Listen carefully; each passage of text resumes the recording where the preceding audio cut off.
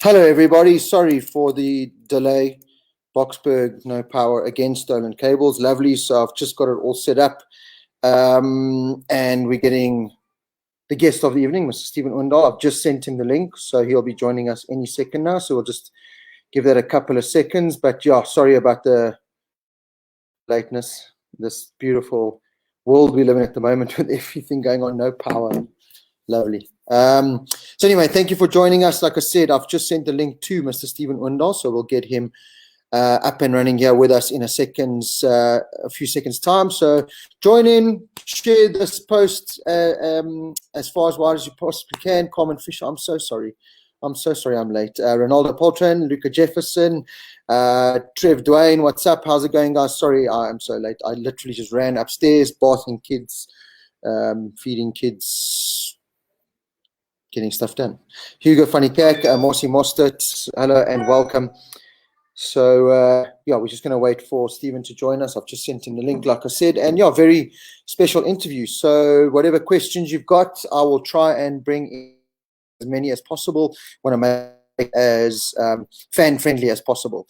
You can see a lot of people joining in now. So, yeah, it's going to be an incredible interview with a man that has done us so proud, not only this year, but in years gone by. But this year he's really just standing out and proving his talent that we've all known has been there for so long. So, here he is. I'm going to bring him in and we're going to do a test. So, Stephen, we are live. So, I'm going to bring you straight in and you're going to just say hello to everyone. So, everyone, I would like to introduce World Supersport race winner now, and he's done it on more than one occasion and led the championship. A little bit of bad luck lately, sees him second, but he's still right in the mix. Everybody put your hands together for the superstar that is Mr. Stephen Odendaal. Scuba, how's it going? How's it, Rob? How you doing?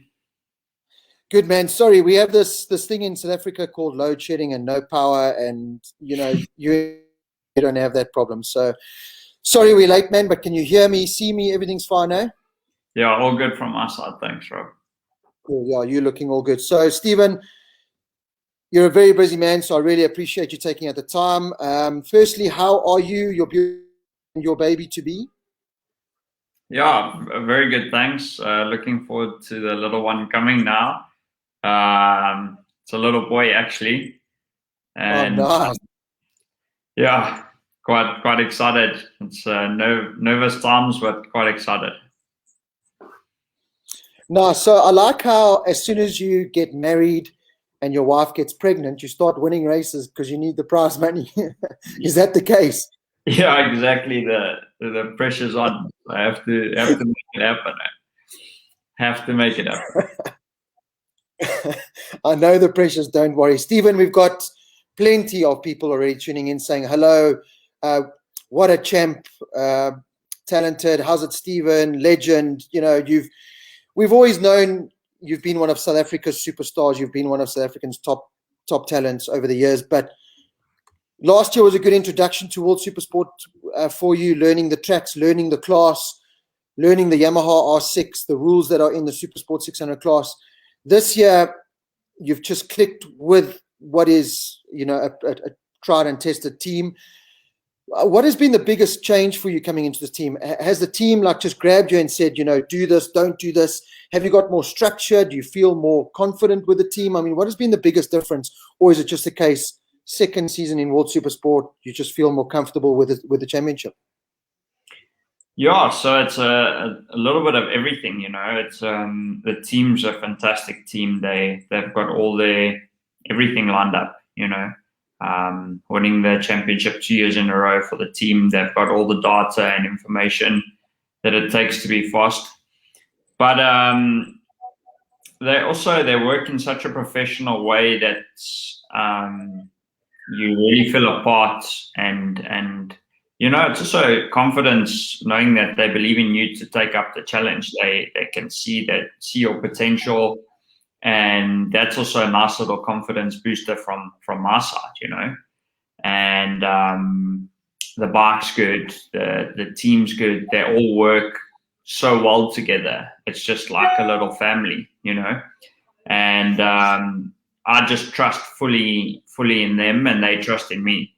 And that's honestly, trust becomes a big part of it, and even on Fridays, if we're not on it, they always say to me, just keep relaxed. Don't worry, tomorrow in qualifying we'll be there, you know.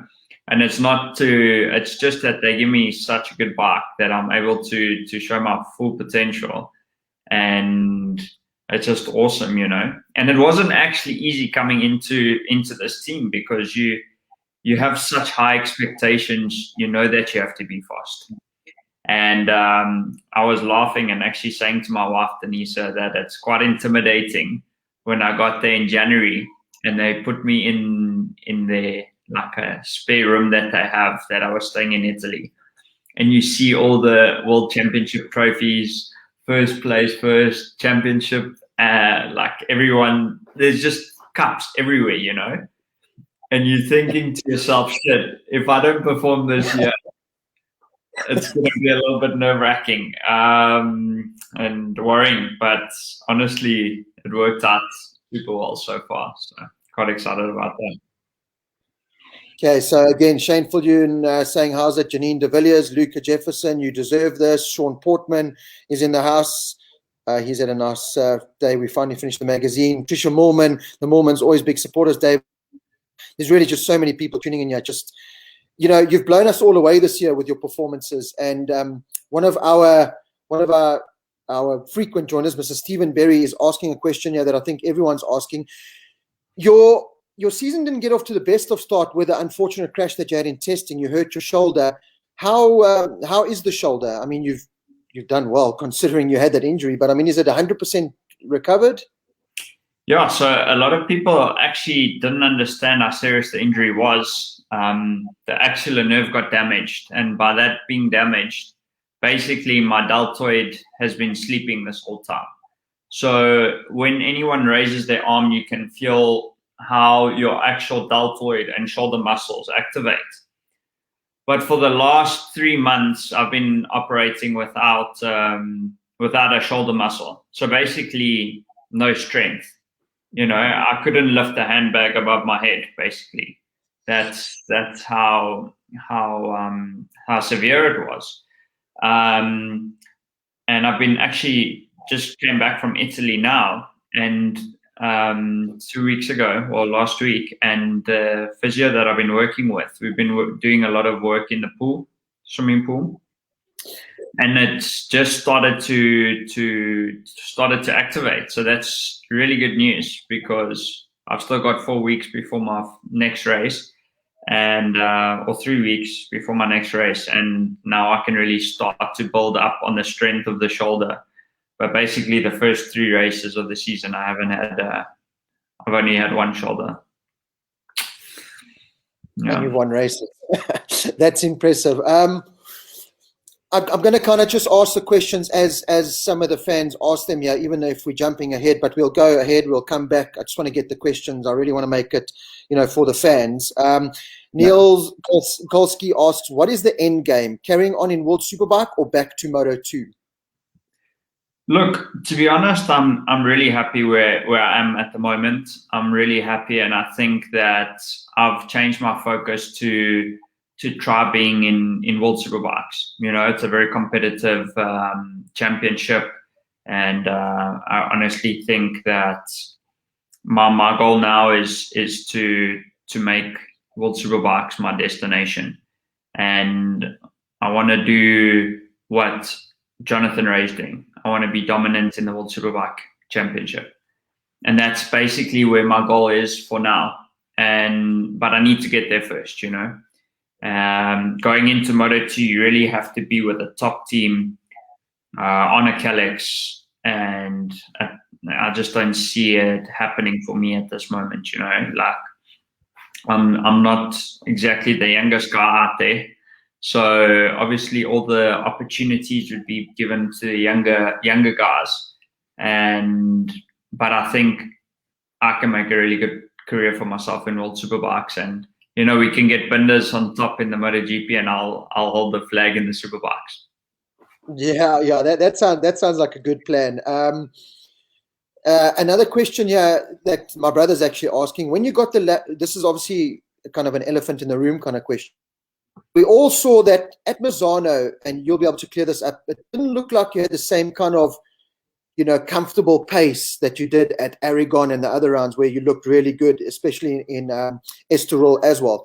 So when you got to the front in that second heat and you crossed the line in first, I could see you really got your head down, and I think you maybe even surprised yourself that you could win there. We all saw on TV that you got this penalty, that Race Direction had given you a long lap penalty going into the second last lap or the last lap, I think. And then when we saw you didn't take it, we were all like, oh no, now we know what's going to happen. You're going to get this penalty.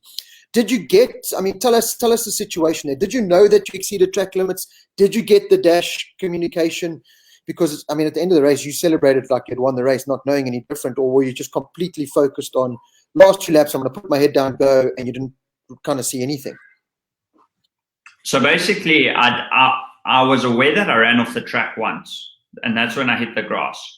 And I was aware I went off onto the green quite badly another time. So I thought I actually only had 2 track limit warnings, because the day before I was seeing the guy who actually finished second in front of me.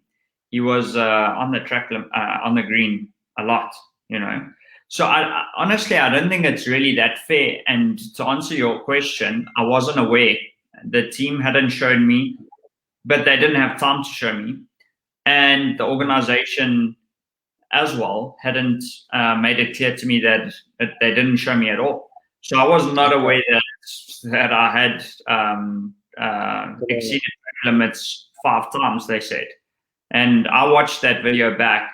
And to be honest, I don't see all 5 mistakes. But okay, it's honestly out of the way. But I asked the organization if they can try for the future, also speaking with my team, to give me a type of sign to know that if I've made 3 mistakes, that I need to have a big sign on my pit board to really make sure that I'm aware of it, so it doesn't happen again.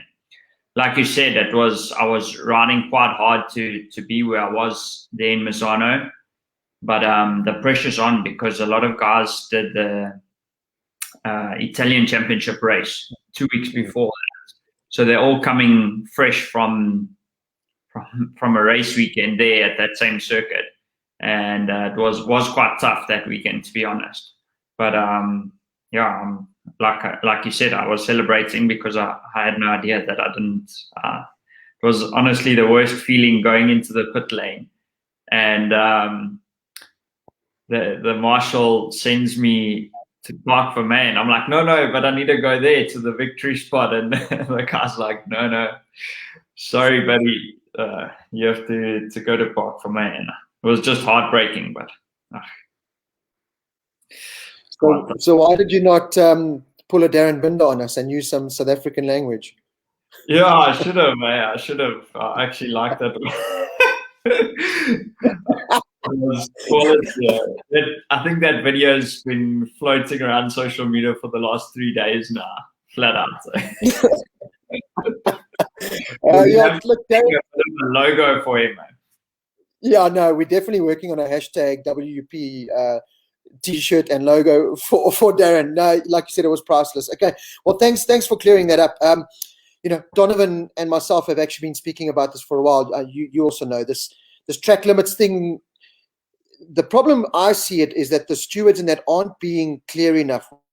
And fair. We saw, and fair. They're kind of just handing the penalty without showing the evidence, it's a fan sport. We as fans look at you there in Misano and go, okay, we're just going to hate you until you show us actual evidence. And like you said, there wasn't, we didn't see the hard evidence to prove that Race Direction are getting it right. So until Race Direction, like you said, make it a little bit more fair and a bit more transparent, we're just going to hate them. We're just going to go, well, FUP, because you're not showing us, the full story. So I think there needs to be a bit more clarity there from them. So let's wait and see what happens. Yeah, I also think that I think in Motogp they have communication to the dashboard as well as Superbikes, but the Super Sport they haven't been able to communicate. There actually is a way of them to communicate on our dash, but they just haven't activated it. So if you get a track limits warning on your dash, you know, okay, cool, don't need to touch the green, or make sure I keep a lot in spare not to touch the green, because yeah, but like you say, they need to clear it up and make it more fair. Yeah, I think that is crazy that they don't give it to you on your dash, because I mean, that is, if, like you said, if they've got the technology, why not do it? So anyway, I don't know. Just saw a question here. Joe Ferreira. Hi, Stephen. Who will be your biggest or toughest rival this year? To be honest, it's been a big battle between Agatha. Cluzel's been there sometimes, but not so strong. I was honestly thought he would have been stronger, but each race there's different guys in the front.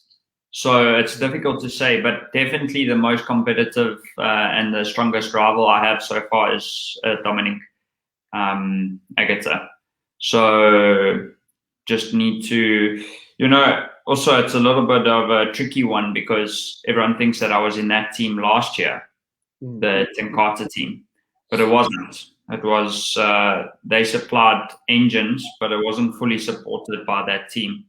And basically, I was in the EAB team, which Randy Krummenacher currently is in at the moment, which is crazy, because he's a world supersport champion as well, and he's really been battling this year. So just shows. No, look, I think it's just shown you, all of us, particularly this year, you getting, and I kind of look at Darren as well in Moto3, getting into a team. And the bike's competitive, but like you said, especially when you've got a team that are able to keep you calm, able to keep you focused, able to give you the tools mentally, physically, and a bike that can do it. We sometimes, forget that this actually is a team sport. Yeah, at the end of the day, it's down to the rider, but you get so much more from a team. And if I watch you, particularly in Aragon, you looked like you weren't sliding the bike as much. It looks like you weren't as aggressive as you had been. And, I don't know if you can answer, but is it down to the team saying to you, listen, you've got to calm down, do this, and those kind of things help? I know from my racing days when I had a Ricky Moraes, when I first joined Ricky's team, and he was like, you've got to do this. And it helped me as a rider. And I think that's what I can see with you in this new team. Yeah, to be honest, they work in such a way that it's funny that you picked that up, but they honestly, they keep you so calm just before the race. Just breathe, take it step by step. You've got this. They just give you that trust that you obviously they're in front, but they try to make sure that they give you as much confidence as you can and make you as calm as possible. And I think that they give you confidence just by, I don't know, it's a weird thing to say, but they just give you a lot of confidence, making you believe in yourself. Obviously I believe in myself, but just it's a cool thing to have the team that trust and believe in you, and that's it. Just making you feel ready. Okay, we have a couple of fans here asking where they can get Stephen Odendaal merchandise from. Is it available in South Africa? Yeah, at the moment, I've been speaking with the guys that are actually doing Binder's merchandising. Okay. But at the moment, I haven't got any T-shirts out. I'll try win the championship, and then I'll make sure it's out in December. Nice. I like your thoughts there. Carmen Fisher's asking your favorite track so far. Pretty easy answer. Yeah, to be honest, we don't race there, but honestly, and this is not trying to make everyone feel great, but I love the South African Kalami circuit. It's fantastic, just something out of this world with the character and the style of it's just unbelievable. So if you ever get a chance, you need to go out there. But if I have to say a circuit that we race on, I really enjoy Assen. Assen's quite a nice circuit. Phillip Island as well, very nice circuit. Okay, so I want to go back a little bit here. Before let's answer this question because it's quite a good one first. Aiden AJ Mizen, I hope I'm getting that right. Which do you prefer, Supersport or Moto2? Would you go back to Moto2? You've kind of answered. Looking deeper into that question, I think we've asked you before, but just touch on it again. The big difference between Moto2 and World Supersport now. Yeah, to be honest, I think, like you said before, it's really got a lot to do with the team. It's got a lot to do with the bike, the team. It's just everything put together, you know. So I think if I was in a good team on a Calyx, I think I would have enjoyed it just as much as I'm enjoying Supersport now, you know. Yeah. Obviously, you enjoy being in the front. No one enjoys fighting for 15, 16 back of the grid, you know. No one enjoys that. Even last year, I mean, I didn't really have a fantastic year. Yeah, sure, I got 4th positions and some good positions, but you don't really enjoy it when you're off the podium. It just makes it another level when you're on the podium. You spraying that champagne, you feel it makes everything so much better. And like I said, if you have a good team in Moto2, you're with one of the top teams. I mean, look what Gardner and Raul Fernandez are doing now. I mean, I was racing with him a couple of years ago. And that's not to say, wow, he's something so special, but he is fast, and the team's fast, the team's good. Now you just see he's just on another level. Okay, so let's go back then to the beginning of the year. You had that big crash in testing. You hurt your shoulder. You come into the Aragon round. Honestly, how did you feel? Did you think you could have the weekend that you had? And I mean, you were looking for your first podium, and then you go and dominate the way you did in dry conditions, mixed conditions, full slicks, intermediate tires. Did you see that happening, honestly? Honestly, the way the weekend folded out on Friday, I felt good because I was fast. But Saturday was quite a wake-up call when we started the race, and the guys were just like, boom. Thule was very aggressive. He bumped me quite hard, and I lost a bit of time there. But he managed to pass me and start catching the guys very quickly. You know, it was almost unbelievable how quick he was. So to be honest, I got a little bit lucky with that first race. When he took out Cluzel, and I saw, okay, shit, I can really catch these guys. And once I caught up to Ertel and Agatha, I thought, yes, this is mine to win. I need to take it. And yeah, super lucky. Well, not lucky, but happy for that first victory. The team was just ecstatic, and they were just super happy. And then, like you said, the following day, our conditions were terrible. Rocking up to the grid, they put me on wets. So I actually had never felt the intermediate tires before, not even on the warm-up lap. And they the first 2 rows on intermediate tires.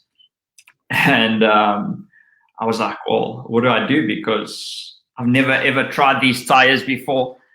It looks like it's just about to start raining on the back of the circuit. And the team's like, well, we have to risk it. We're just going to go for it. And it was such a hard race because in the first couple of laps, 2 guys on wet tires just bolted away from us. Like we were standing still, And I said, okay, just stay calm, Stephen, because Ertel crashed right in front of me on the second corner. So I was like, okay, there's one of your main rivals out. Just stay calm, wait until someone of your main rivals come past you and then see what happens, It was a big waiting game, but finally I won that one as well. So it was fantastic, just a weekend to remember. Yeah, no, look, it certainly was for the whole of South Africa. We knew how fast you were, but, with the testing and your shoulder and, not enough track time and not knowing the team, to be honest, I didn't see it coming. And I didn't even get to watch the race live, but when I went onto Facebook And I made the mistake of going into Facebook before I watched the recorded races. And then I just saw Steve, and I couldn't believe it. Here was this kid that I used to absolutely thrash. I'm just joking. That I used to race with and have good races with here in South Africa. Now he's winning World Supersport. Very proud moment for all of us. You'll see I've just put up a question here from Aubrey. Hi, Steve. If the offer comes from one of the World Superbike teams, will you take it, or are you willing to stay another year in the current Supersport class? Well, honestly, if it's a good ride, Yamaha factory, a factory team, you know, I would definitely consider it. I've been speaking a lot with Yamaha bosses because we actually share the same hospitality, and it's actually quite nice to be with the top guys in factory Yamaha, speaking with them. They're all checking out my results, all aware of my shoulder injury, and telling me how they were watching the race. And so it's actually very nice to be in that environment, speaking with the top guys. So if the opportunity came this year that one of them said, "Hey, let's go, you know, let's go for next year," I would definitely have to think hard about it, and it would be a fantastic opportunity for me. But if the right opportunity doesn't come, I've been speaking a lot with my team as well now, and maybe we have to defend it. If we win the title, defend it again. So it's just about being in the right place, right time, and making the good decisions.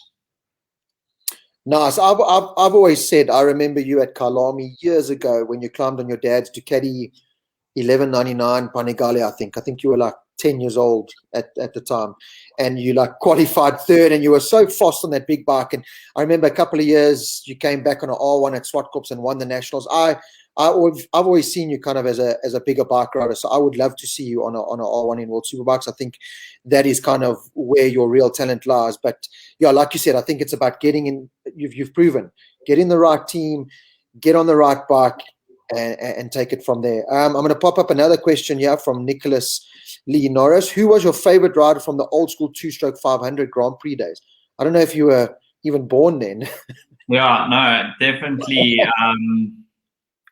I definitely do remember. I wasn't really watching back in the days because, well, I was watching, but I didn't remember the names. I was always I normally got there to the Motogp around the 800s when it was 800s. It was an 800, hey, Rob? Yeah. Had 800s. There was Nicky Hayden and them. Yeah. But I do remember the likes of, well, Rossi was also on a 500, eh? Yeah, Rossi was, yep. Yeah. And Wayne Rainey was also very good. Yeah, but to be honest, when I was my age, I didn't really watch the 500s because I was too young, you know. They already moved to 800 cc's. Okay, so we've got a question here from Trev Dwayne, and I'm not too sure what it actually means. Ropo, a question for Stephen. Tell us about the new tire. Yeah. So basically, we've got this new SCX tire. Yeah, okay. It's a tire that World Superbikes use. It's exactly the same tire. It just offers better grip, and it's an incredible tire. It lasts. Obviously, you need hot temperatures with it, but it improves the lap times over the whole race, as well as sorry, the dog's big dog in the background. It's a very, very nice tire.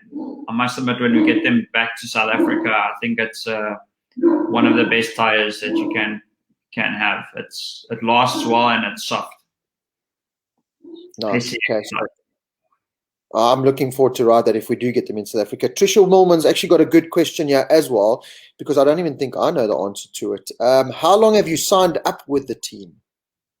Yeah, so it was just a 1-year contract, but I have been speaking with the team, and they're very excited if we're looking to go carry on for another year, depending on the situation.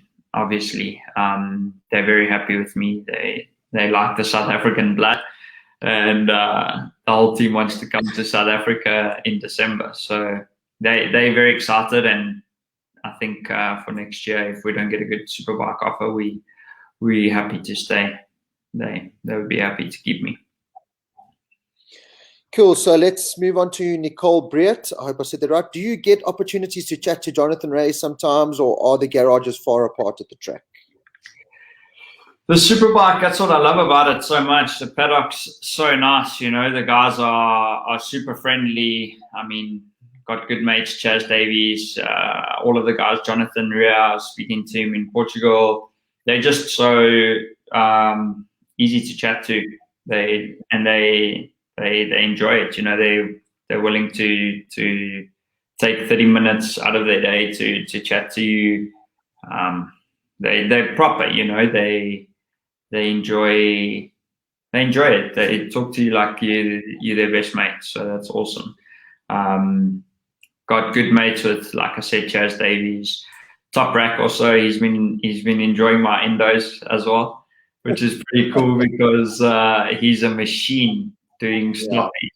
So every time I do one, I chat to him, and he's like, "Yeah, we need to post it," and it's pretty cool. Yeah, that'll be a cool Yamaha advertisement. Stephen Odendaal on an R6 doing a mighty endo with Top Rack on an R1 doing one. So yeah, that's a good Yamaha PR. Here's a question from Robert Jacobs. Stephen, who was your biggest rival in South Africa? I think you had quite a few there, eh? Yeah, there was a lot. Matthew Scholz, Ronan Kwambi back in the day, Marius. There was a lot of top guns from South Africa that were my biggest rivals.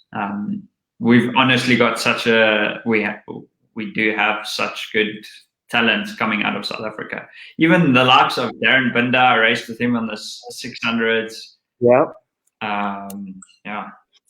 It's been great. Okay, so Shane Fulion's got a question here, and I can answer it for him. A question for Stephen: is the new R7 replacing the R6 next year? Seems underpowered. So Shane, no, the R7 is basically just a usable road bike. It's the R6 is not for sale to public on road use, but it is for sale for track racing only. So yeah, I can answer that there. I'm just trying to see. Here's a question from Grant Stewart. How often do you chat to Brad and Darren Binder? Yeah, to be honest, every now and then I pop a message through to them. And he also, I mean, I speak more with Brad. Darren, not so much. But when we see each other at the track and stuff like that, like in January, we were doing quite a lot of training together. Kalami, motocross, and everything was pretty cool. But yeah, they chilled. I guess, no. I wouldn't say on a daily basis, but maybe. But enough. You probably chat to them more than I do, Rob. We're going to talk to them Thursday night, actually, and I try not, I know the pressures of racing, and I try not, bug you guys too much, to be honest. But yeah, that's why I really appreciate guys like you taking out the time, and the Binders on Thursday night. It really does help because I'm lucky that I've known you. So I just want to plug my laptop in here. Lovely. I'm lucky I've got access to you guys, and that we can do this. Like you see, I mean, you've seen we've got so many comments and fans tuning in here, and it's awesome that you guys make yourselves available. You guys are superstars. You are the world's best. And for you to take the time out and do this, it really is amazing. So, I've got a question. I feel bad that we don't race in South Africa. It'd be so nice to have everyone there supporting and showing the world on our home turf, us with the South African flag on top. That would be the best dream come true, which is what we need. Yeah, it would be. Yeah, and Craig Hicks has got a good point, although your team is very good at social media and you are semi-decent, but on to that question. Yeah. Do you have a media team? You seem active in social media. Or is it just your wife? Basically, to be honest, I just try as much as possible to reply to as many people as I can. Yeah. I mean, this year has been overwhelming with the amount of messages and just everything that's come in from everyone, supporters and family and friends. That it's just, but at the same time, I know how important it is to just try and make everyone feel like I've made a bit of time for them, you know. And I kind of feel bad when I see that I haven't replied to some people, and I'm like, shit. Like, I just want to, you know, because it's all about you guys at the end of the day. Yeah. You are the ones that are watching it. You guys are the ones that are supporting us, and it's awesome to give back. Yeah, no, but look, that's why I think, you know, we must try and do this as often as we can, because this is kind of, it's a, you know, with modern day and with the corona, it's kind of taught us to look outside the box. And I didn't even know things like this existed, to be honest. And so to do this kind of thing every now and then, it's just, I think, the way to go. And it's a good way to interact with your fans. It's a good way to answer questions from your fans. That's why I'm not even asking questions. I'm just letting everyone ask questions. And here is another one for you to answer from Mohammed Shaikh. For the youngsters, where do they start to become professional, and what age is a good age to start kids? It's always a tough one. Yeah, to be honest, what age and where? I must admit, if I had to let my son race, I would definitely bring him up through the ranks through Spain. Yeah. That's just because the level there is so high, and it's just unbelievable. The feeding ranks up into the Motogp World Championship. And the guys are starting at such young ages. They're like 6 or 7. But at the same time, you need that your kid to wanna have that desire to race. You don't want to force them into racing when they don't want to be a racer, or you know, it's. But at the same time, it would be a good opportunity to make a very nice breeding ground in South Africa for the racers for the future. Okay, now Mr. Sean Meredith from Smashton has a very interesting question. Will there be any Stephen Odendaal 04 merch coming out? How's it, buddy? Yeah, that's I was said about it a little bit earlier. We're gonna wait and see about the championship, but definitely towards the end of the year, I'll contact you, mate. So yeah, I think Sean Meredith is the best guy to contact with regards to getting merch done. We know the job he does with Brad and Darren merch. So yeah, let's see some Smash Industry Stephen Odendaal shirts coming out soon. That'll be awesome. Yeah. Oh, look here now. This is like, it's a show about all emotions and everything. We don't just ask racing questions. Have you decided a name for your baby boy yet, Robert? Yeah, I have. We've made the decision. I don't know if I can tell you guys. No, don't get into the cookbooks now. We'll wait for the good news to come. When did you find out it's a boy? We found out about 3 months ago. So very exciting times, and I must admit I'm looking forward to having a little boy running around. Let me tell you, you might be fast on the track, but I want to see if you can beat my record. I think it was like, I can't remember, it was 19 or 20 seconds from changing a poo nappy, a proper poo nappy. Like on, wipe, powder, cream. Oh, you're not going to change poo nappies? Stephen. I don't know. My wife and I have made the agreement that she's on diaper duty, but I hope that doesn't change.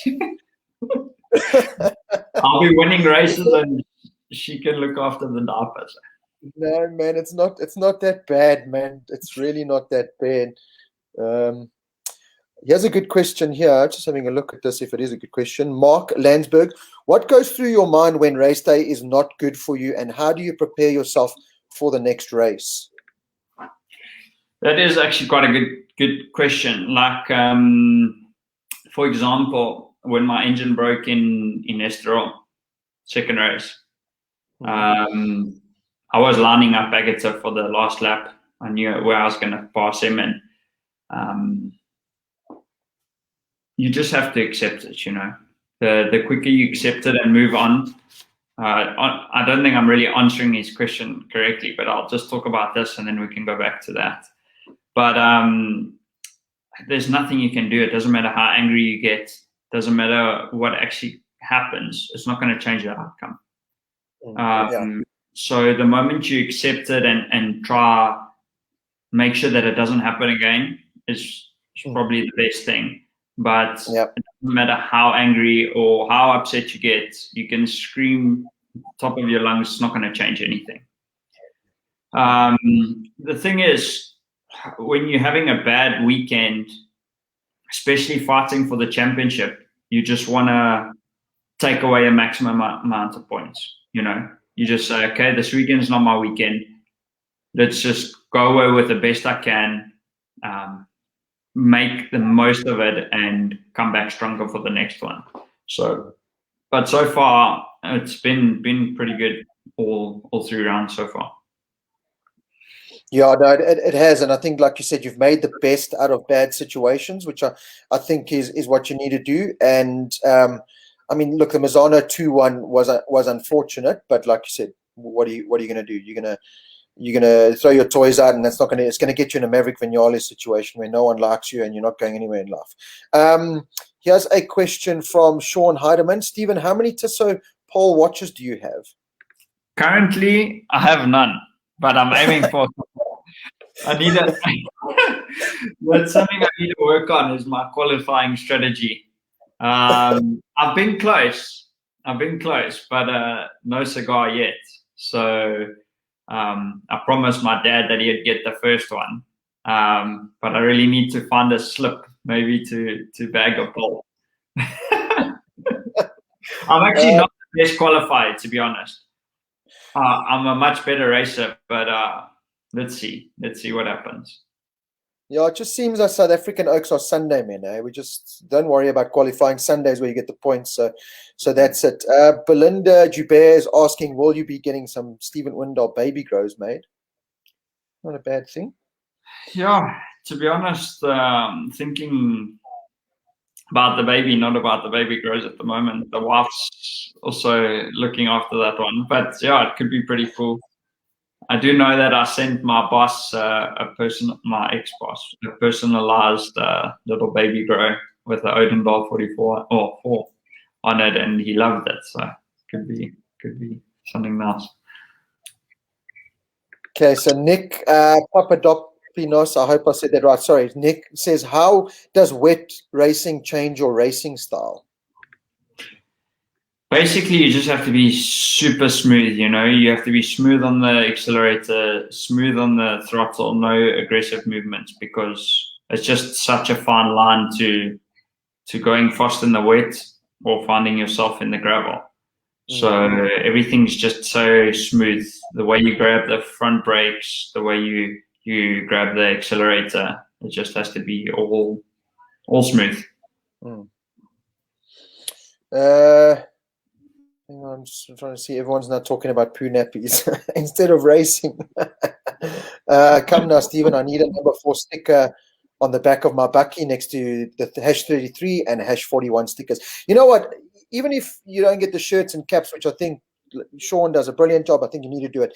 A4 sticker kits, man. A4 sticker kits. We need them all over here, man. Should we bring some of those in?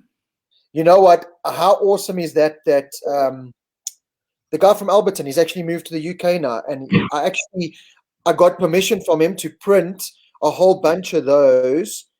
That if this Corona, or when this Corona thing buggers off, and if we can do a meet and greet event at the end of the year like we normally do at Ridgeway, get a whole bunch, well, not a whole bunch, like limited.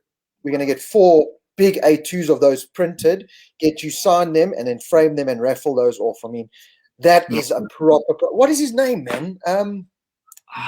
Also, but I also forgot about it. But he's just immigrated. He's just immigrated to the UK now, and he's the coolest dude in the world, and his work is amazing. But yeah, we need stickers like that. So yes, please, let's. I'll actually ask him if we can. He sent me the artwork. I've got the high-res artwork of that. So I'll actually see if we can get stickers made of that, because that is just proper cool, man. What is his name now? I want to give him kudos. No, I can't remember his name. I'll find it for you for sure, because I got his email address and everything.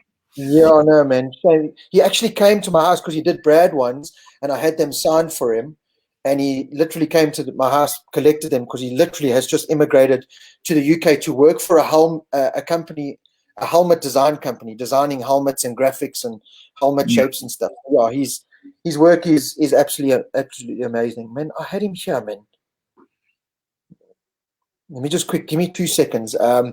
Steve, okay, here we go. Here's a question from John McLaughlin that you can answer so long. John McLaughlin, long-time Yamaha man. Evening, guys. Stephen, what sort of training do you do to stay fit? So basically, I was in Italy now for the last 2 weeks, and a lot of cardio training, bicycles, running, swimming, and then obviously a lot of core work as well, strength. Like, I don't do any weights, but I do a lot of body exercises, push-ups, pull-ups, a lot of T-stands, a lot of core work, abdominal exercises, which obviously help a lot when you're on the bike. The stronger your core is, the better your stability is on the bike, makes a difference. And then at the same time, you need to have that cardio. I mean, I must admit, some people's resting heart rate or heart rates on the bike, like Vignales, seems very strange to have it so low.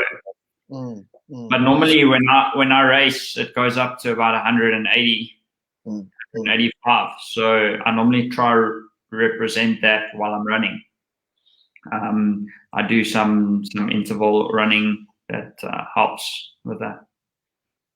Okay, so it's Jason Essen, the guy that did the artwork. So Jason, well done. And we actually had someone ask here, why not get a nice stoppy sticker like that as well? So Jason, if you're listening, I'm going to actually message him and say, we've got a stand-up wheelie one. Now we need an awesome stoppy one. And then that'll make a cool shirt, sticker. I mean, you can use that for everywhere. That's what we want. There was a question here now that I want to ask. Robert Swart, he's been desperate to ask a question, and he's got his one here. Who is your favorite current racer in Motogp?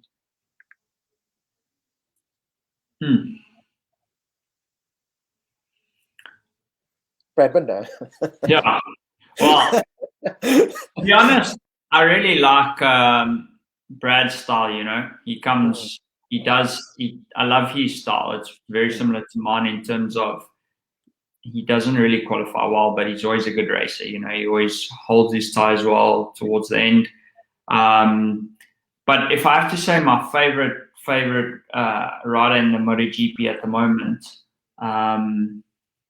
so obviously being Brad Binder, a fellow countryman, he's got my biggest support. I always want him to beat everyone else.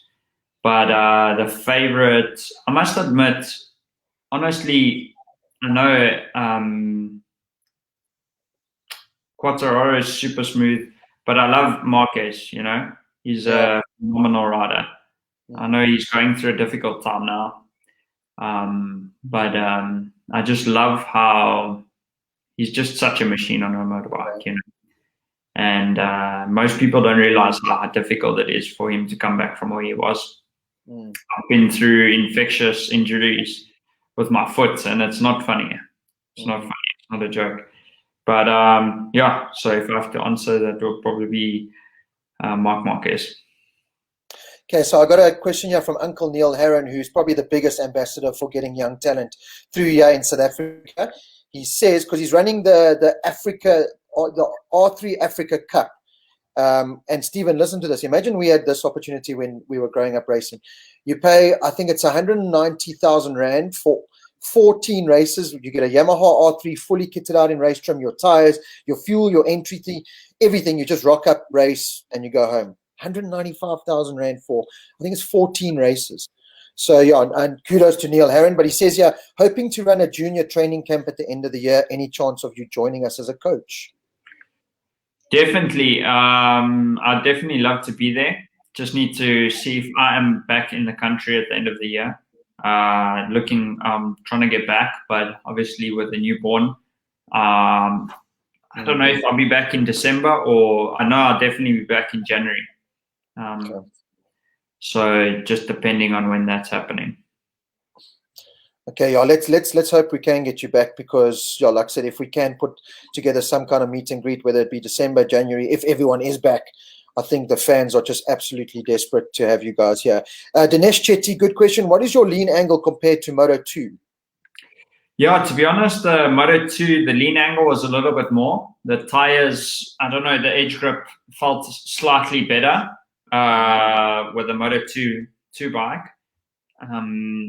But I must admit, we can get really low on these bikes as well. You know, especially with that SEX tire now, you're going to see a couple of great shots coming in because that tire is just phenomenal edge grip. And I think this is only the first time we've used it. So doing a bit of testing and practice. And actually, to answer your question, why I seemed a little bit more on edge in Misano is because our team, the fact that I was off for a whole month with my shoulder injury, we actually hadn't had time to test so much with that SCX tire. And we weren't allowed it at the first 2 races, only this last race. So my team went out after Misano and bought a whole bunch of them to work on testing them now for the upcoming race in Assen. Okay, so yeah, I think Assen's going to be a good race weekend for you. Craig Dickinson's asked a good question here. Craig, obviously son to Mike Dickinson, who you see in the World Superbike and World Supersport paddock, working for the World Supersport 300 team with Dos Loureiro and Tom Booth. Did you notice anything change for you after your first win on the world stage? Yeah, for sure. I mean, the amount of confidence that you get, and I'd like to say how's it to Craig, because he's actually, I remember him back in the day, we used to be in the team, so it was nice. But yeah, it's awesome to have that confidence, knowing that the guy next to you can beat him, you know, and it just makes it so much better, especially for that second race when I saw it was a little bit difficult. But something just clicked in my head saying, yes, yesterday you won the race and you can beat these guys. And you just, you know, you get that type of confidence knowing that doesn't matter what they throw at you, you can beat them. And are you getting more high fives and more handshakes and everything in the paddock? Are you getting more guys starting to say, oh, you know, we kind of noticed you before, but now we really noticed you, come have a coffee with us? Yeah, no, it's been awesome, the amount of support I've been getting in the paddock. I mean, it's awesome. But I've been getting a lot more attention from the Superbike riders now. A lot of guys are watching it. A lot of guys have noticed me, and yeah, that's quite lekker. Yeah, that's awesome. Stephen Berry's got a very good question here for you, because we saw a disturbing video not so long ago. Planning on training with Trevor Crooks in the Valley anytime soon? If anyone in South Africa wants to have one of the best training for your emotional levels, for your brain, for your everything, your heart, I think you need to go down to Trevor Crooks and try to do a bit of a treat, he calls it. I'll never forget the first time I went there. We were riding for about 8 hours. The sun's going down, and we were just riding in one direction, 2 hours on a hill to try and get over it. And I asked him, I was like, Trev, like, do you think we can go back now? And he's like, what do you mean we're going back? I'm lost, but I don't know where we are. We've been riding for 8 hours in one direction. And this was me. I think it was the first time I ever cried on a motorbike. But I shed some tears. I love that video not so long ago where Trevor's, you down a mountain somewhere, and Trevor's saying, what's wrong? And you just giving him the old Darren Binder speech and just telling him to WP. It was awesome. I loved it. Okay, Rainer Albrecht's got a very good question here, because before you went overseas, you were doing some testing here on a very cool looking R6 and you were doing ridiculously fast times at Red Star Raceway, as you always do. Bit of a naughty question. What is the difference between the bike you trained with pre-season at Red Star here versus your race machine over there? So the suspension was pretty much the same as what I'm using this side. Obviously, here is just a little bit fine-tuned, a little bit more fine-tuned, but the actual suspension is the same on that bike that I was using in South Africa. But the engine is just another level, yeah. Just phenomenal horsepower. I mean, I think that bike that I've got back home's got about 115 or 116 horsepower, where these bikes are running 145, 146 horsepower. Jeez. So it's just mad. Well, obviously you're allowed like special fuel here and everything, but it's a very aggressive. I think it's one of the strongest bike 600s in the world.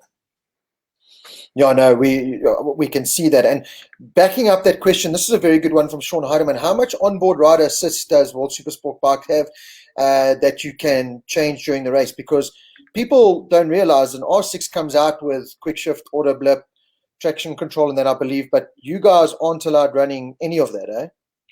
Yeah, so because the R6 is such a powerful bike, and the competitors are a little bit behind, they start taking away all of that stuff. So we've got no traction control, no auto blip, none of it. There is, however, engine braking that we use a lot, and that's the only thing that we can adjust during the race. Power delivery, can't do anything with that. Not that I know of. But the engine braking we can adjust. So just for those of you who don't know what it is, it helps stop the bike quicker from the rear wheel.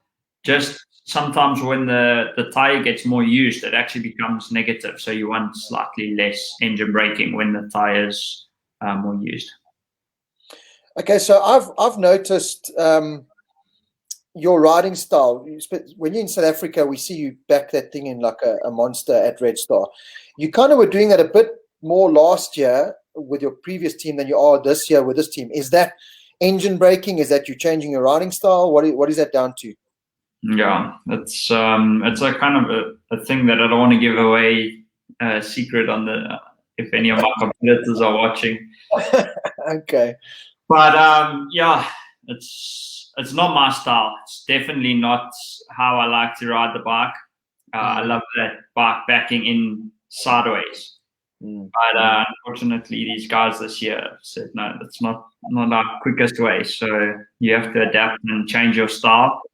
But I can't wait to be back in South Africa to get that thing sideways again. Yeah, we'll get the team from Bean Productions. When you're actually back, we need to slap an onboard on your bike. We need to get cameras on the side of the track, and we'll need to put together like a Stephen Odendaal around Red Star Raceway promo video. I think that'll get our YouTube channel going, and we can start earning some dollars there. That would be nice. Because, I got 2 kids. You got 1 kid. I got 2 kids. Jacques Bosch, Rob Portman, Stephen Odendaal, what bike do you prefer to ride between the World Supersport or Moto2? And also, what would your current favorite MotoGP bike to ride if you could choose? So like I said, it works all with your performance, and so far I'm really enjoying where I am at the moment, winning Supersport races. I'm not in the lead anymore in the championship, but hopefully take that over in Assen. So at the moment I'm enjoying a Supersport bike. Obviously being on a Calex in Moto2 is fantastic as well. To be honest, I didn't really particularly like the Triumph engine because I prefer a bit of a screamer. But it's a beautifully built bike as well, and it is a very nice bike. And which bike would I prefer in MotoGP? Honestly, I think the Yamaha is really something that I'd love to ride. I definitely think that Yamaha is one of the best, but also that Honda is no. Okay. I'm actually getting confused. I want all of them, actually. Maybe that Ducati. The Yeah. Ducati sounds and looks like the bee's knees. So I'd love to try that. If I had to choose one, definitely the Ducati. Yeah. I agree with you. I think, you know what you're going to get with a Yamaha. You're going to get a smooth, precise, executed ride. The Ducati, you're going to get a how's your mother ride. Yeah. Dale Perkel asked a good question here. Do you use rear brake? It seems like on the bigger bikes and Motogp use rear brakes quite a lot nowadays. So basically, in all my career, I haven't been using rear brake, but the team has insisted that I start using it. And we spent 3 days now at the track while I was in Italy using rear brake the whole time on the karting track with my super sport bike, the same bike that I actually race with.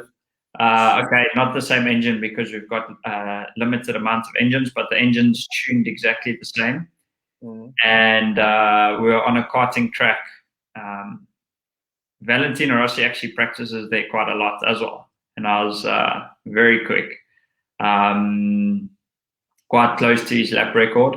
But to answer your question, the rear brake I've been using, and I find it quite beneficial at that karting track. So in Assen, I think my foot's going to be jammed on that rear brake. But that's something I know.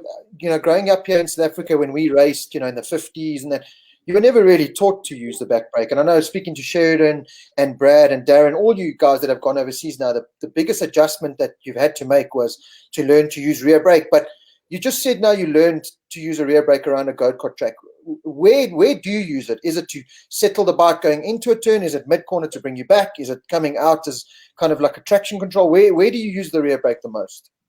Yeah, so basically it's to bring you into the apex a little bit more. So you can just brake that a little bit later. And once you start releasing the front brakes, you start pressing down the rear brake, and it just seems to help the bike come to the apex a little bit more. To be honest, I don't think I could get around that go-kart track without using the rear brake. Yeah. To be honest, because it's so tight. But I'm really looking forward to seeing the benefits of it. And I was watching a video before the actual training with the rear brake, and Sylvain Gintely, who won the World Superbike Championship in 2014, he was talking about it. And he said when he won the championship, then he actually didn't use the rear brake. But it's just a preference. It's if you can find a benefit out of it, use it. And that was my theory. I said, okay, it's the same thing with the leg off.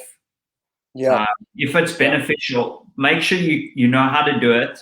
And if it's beneficial, use it. If it doesn't work, then make sure you've got that option to use it. But then, So it was actually quite easy for me to start using the rear brake. I just need to perfect it a little bit better on a bigger track. I think the other thing that a lot of guys must remember here is, now, don't go to Red Star on the weekend and just go into the corner and jam your back brake on your stock standard road bike, because it's way too harsh. I mean, you guys have set the pressure that you can jam that thing and you get the precise amount of pressure. I've seen guys do it so many times. Okay, Stephen Odendaal says we must use back brake. Goes into, hits the back brake. That thing locks up because those back brakes are just set very sensitive. It's all about setting. Exactly, and we use a dummy rear brake, so you can stand on it flat out, and it's not going to lock that rear wheel up. And I think that's the thing that everyone needs to be careful of, because at the same time in South Africa when we're practicing, I don't have that rear brake. I've got a normal standard rear brake, so it's quite hard to practice with it because it's not the same. It's not the same. Having that brake and what you have on your standard road bike. Yeah, no, it is. And Michael's asking here, is it a thumb or foot operated rear brake that you use? So in super sport, we're not allowed a thumb operated rear brake. Okay. So it has to be a rear operated. Okay, so Steve, we've had you for over an hour now. I want you to go. I tell Brad to do this every time with Courtney. You go to your beautiful wife, you run a bath, 15 rose petals in that bath. You get her in there and make her happy, because happy wife, happy life. But before we let you go, next race is Essen. You've told us you love the track. You're healing up more. You know, I love talking to you in this interview where you've kind of you kind of almost see yourself as the world supersport champion already. And you know, that's I always believe, some people have always said to me, yeah, yes, some of these guys are arrogant. Did I say something?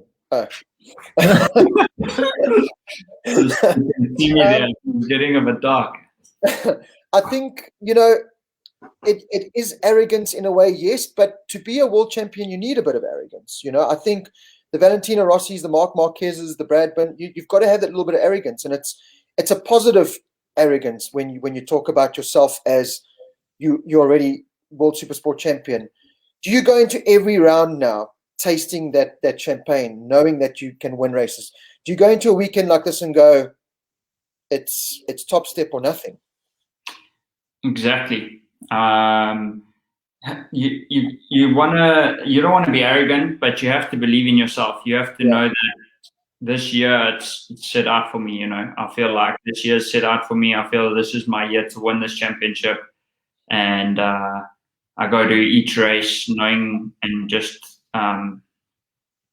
believing in the process. You know, I believe that I'm gonna do well this year. I believe that I'm gonna try to take this championship and just gonna give it everything I got. That's why, for me, when I had the engine failure, when I had the track limits warning, I just feel like it's part of the process. It's okay. Just keep chugging away and let's win this thing, you know? Oh, dude, well, I love the confidence. I love what you're doing.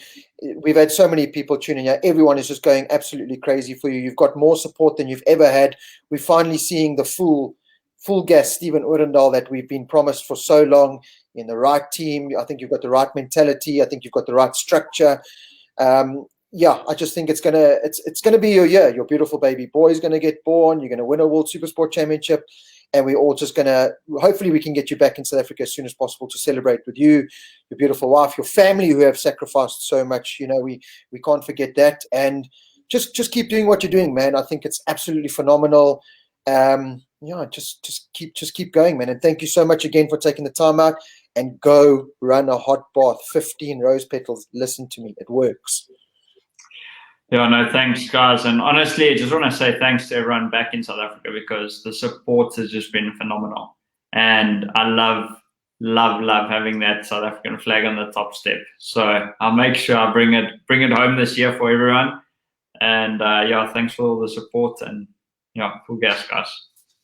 Cool, Stephen. Thanks. Well, we're going to work on getting those stickers made. Sean Meredith, let's get those A4 stickers out. At least for now, we need those. I'll get the permission from Jason. And then, again, good luck for the rest of the season. And thank you so much again, Stephen, for taking out the time, bro. We really appreciate it. And we are supporting you no matter what. Even when you exceed track limits 5,000 times, according to Race Direction, we support you, man. Thanks, guys.